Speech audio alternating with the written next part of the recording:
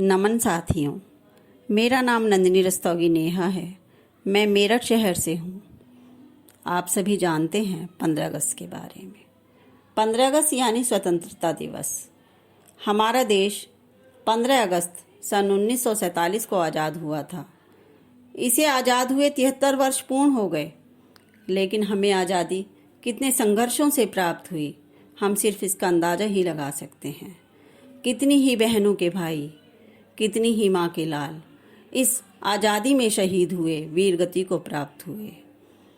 इसी आज़ादी के ऊपर मैं अपनी कुछ पंक्तियाँ आपके सम्मुख रख रही हूँ, सुनिएगा। स्वतंत्रता दिवस की कहानी, स्वतंत्रता दिवस की कहानी, क्या सुनाऊँ मैं अपनी ज़बानी, क्या सुनाऊँ मैं अपनी ज़बानी। स्वतंत्रता दिवस की कहानी, स्वतंत्रता दिवस की कहानी, क्या सुनाऊँ मैं अपनी जुबानी। आज़ाद हुआ था जब देश ये मेरा, तब नहीं था कोई मेरा या तेरा, तब नहीं था कोई मेरा या तेरा। हर कोई आज़ादी के लिए लड़ रहा था, हर कोई आज़ादी के लिए लड़ रहा था।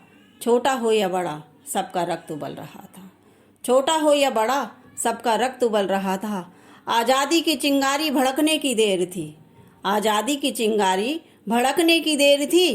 तुरंत मशाल जल उठी, तुरंत मशाल जल उठी। बस हवा चलने की देर थी, हवा चलने की देर थी। हजारों क्या लाखों ने दी थी कुर्बानी, हजारों क्या लाखों ने दी थी कुर्बानी। कितनी ही बहनों ने राखी भी ना थी बांधी, राखी भी ना थी बांधी। माँ ने बेटों को पुचकार कर किया था विदा, माँ ने बेटों को पुचकार कर किया था विदा।